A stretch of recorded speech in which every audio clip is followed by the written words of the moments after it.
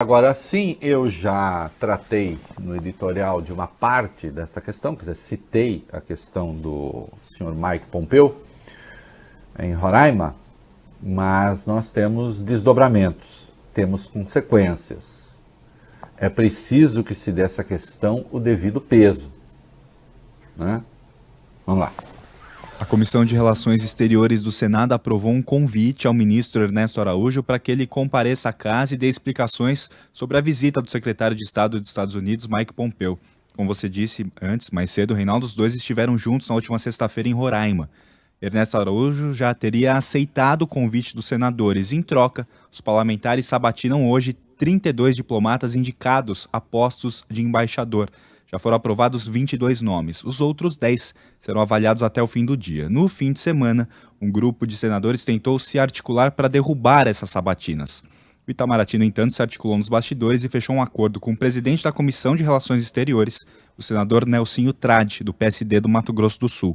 Tinha embaixadores na lista que esperavam mais de 6 meses pela aprovação. Eu sou mais briguento que isso aí. Tinha que primeiro ter ido lá. A coisa é tão grave. Primeiro ouve. Tem embaixador que está esperando 6 meses? Espera mais 15 dias. Qual o problema? Primeiro, o senhor Ernesto Araújo vai prestar contas. Primeiro, ele vai explicar por que ele trouxe o Mike Pompeo para fazer campanha aqui no Brasil. Campanha eleitoral. O que, Reinaldo? Buscando voto de brasileiro? Não, voto de americano, claro. Mas para mostrar, ele veio aqui, veio derrubar o governo do Maduro. Hã? O Congresso brasileiro, assim como o Judiciário, ainda não aprendeu a reagir institucionalmente às agressões institucionais praticadas por esse governo. Eu falo reação institucional. Salvo engano, Davi Alcolumbre não disse uma vírgula a respeito, eu não sei se disse. Ele é presidente do Senado. Fez muito mal.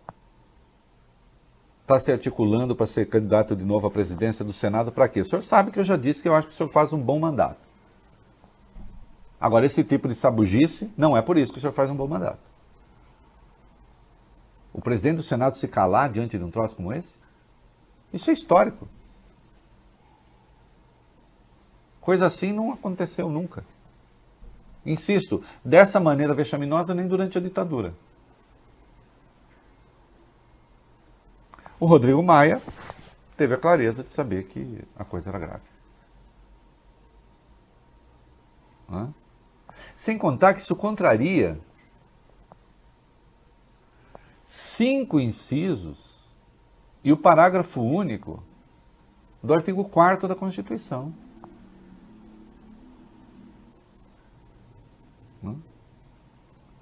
O Brasil privilegia as soluções negociadas. O Brasil não interfere na realidade interna dos outros países.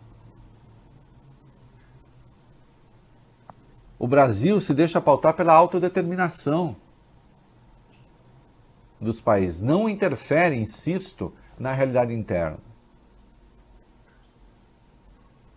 É o que está na Constituição. Estes chanceleres criticaram. Sim, um grupo de 6 ex-chanceleres brasileiros divulgou ontem uma nota com críticas à visita do secretário de Estado norte-americano Mike Pompeo. Assinaram esse documento os ex-chanceleres Fernando Henrique Cardoso, que foi ministro no governo Itamar Franco, Francisco Rezec, que participou do governo Collor, Celso Laffer, que atuou nos governos Collor e FHC, Celso Amorim, que foi dos governos Itamar Franco e Lula, José Serra e Aloysio Nunes Ferreira, esses dois do governo Temer, Reinaldo. Vale a pena ler um trechinho aí, vamos lá. O texto diz o seguinte: na qualidade de presidente do órgão supremo da vontade popular, o deputado Rodrigo Maia foi um intérprete dos sentimentos do povo brasileiro ao constatar que tal visita, no momento em que faltam apenas 46 dias para a eleição presidencial norte-americana, não condiz com a boa prática diplomática internacional e afronta as tradições de autonomia e altivez de nossas políticas externa e de defesa. De igual forma que o presidente da Câmara dos Deputados, os signatários se sentem no dever de reafirmar o disposto no artigo 4º da Constituição Federal, em especial os seguintes princípios pelos quais o Brasil deve guiar suas relações internacionais. 1. Independência nacional. 3. Autodeterminação dos povos. 4. Não intervenção. E 5. Defesa da paz. Esses que são os tais incisos que eu falei. Né? Tá muito certo. É isso mesmo.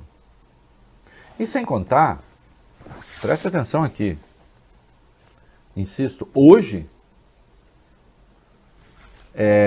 o Trump não é o candidato favorito. Pode ser até que ganhe. Agora, ganhando ou perdendo, é impróprio. Se perder, pior ainda. Não é? Porque, mais uma vez, o Brasil se presta a ser uma espécie de plataforma da campanha do Donald Trump.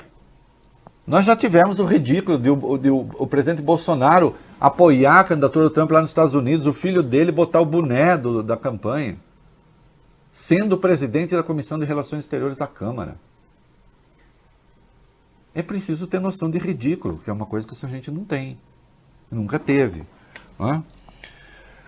E tem uma representação do nosso vigilante Rocha Furtado. Vamos lá. O subprocurador-geral da República, junto ao TCU, pediu ao Tribunal de Contas que investigue a visita de Mike Pompeo ao Brasil na última sexta-feira. O MP quer que o TCU avalie as medidas adotadas pelo Poder Executivo referentes a uma suposta autorização do uso do território nacional por forças americanas, a fim de invadir a Venezuela. Isso, segundo Rocha Furtado, seria desvio de finalidade. Para o subprocurador, o Brasil não pode se tornar, aspas, reduto eleitoreiro americano e um campo de batalha ensejando perigo à vida dos brasileiros. Lucas Rocha Furtado pede, por fim, que até que o TCU decida sobre a questão, seja adotada uma medida cautelar que impeça o presidente da República a decidir monocraticamente sobre o uso do território brasileiro pelos americanos. Bom, e não pode mesmo, né? Quer dizer, eu nem, veja, eu não li a representação, eu nem acho que aquilo foi necessariamente uma ameaça de guerra, olha, podemos invadir a coisa a partir daqui. Isso aconteceu ano passado. Chegou-se a flertar com isso abertamente, o que é de um delírio estupefaciente. Agora, não é possível usar o território brasileiro para fazer campanha eleitoral, hostilizando um país vizinho. Não é aceitável. E ponto.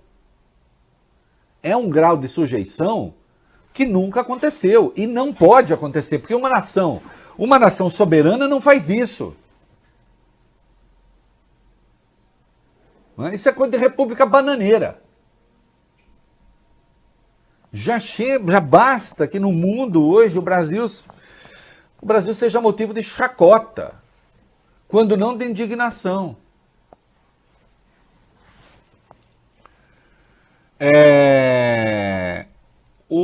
Na própria sexta-feira, só para lembrar, o Maia, né, disse, como presidente da Câmara dos Deputados, vejo-me na obrigação de reiterar o disposto no artigo 4º da Constituição Federal, de que já falamos aqui. Bolsonaro, não obstante, não viu nenhum problema. Não. Claro. Parabenizo o presidente Donald Trump pela determinação de seguir trabalhando junto com o Brasil e outros países para restaurar a democracia na Venezuela. Veja, que o Brasil em fóruns multilaterais se posicione, que faça posicionamentos públicos, se quiser romper com a Venezuela. Bom, enfim, você tem aí um grau de coisa que pode ser feito. O que não pode ser feito é isso que foi feito. Né? E claro, o Ernesto disse que, como ministro das Relações Exteriores, vejo-me também na obrigação de reiterar o disposto no artigo 4º da Constituição Federal, inciso 2, que coloca a prevalência dos direitos humanos entre os princípios que devem... Olha, isso é de um cinismo absurdo, porque, atenção, a prevalência dos direitos humanos não exclui a autodeterminação dos povos. O senhor é um provocador vulgar. O senhor é um provocador michuruca. O senhor não tem envergadura intelectual para ocupar esse cargo. Alguém que escreveu um texto dizendo que o Ocidente tinha que se submeter ao Deus do Donald Trump, o senhor me desculpe, está mais para uma questão clínica do que propriamente política. Essa sua leitura aqui quer dizer que então, em nome da prevalência dos direitos humanos, o senhor submete a soberania do Brasil à vontade de um prosélito do Partido Republicano? O senhor tomou no café, comeu muita banana no café da manhã? E sim, teve um erro do tradutor arrumado pela embaixada americana, que, enfim, o Mike Pompeo não falou em derrubar o Maduro, né? Teve ali um problema, mas não muda nada. Não muda nada. Ele veio aqui para fazer campanha contra o Maduro.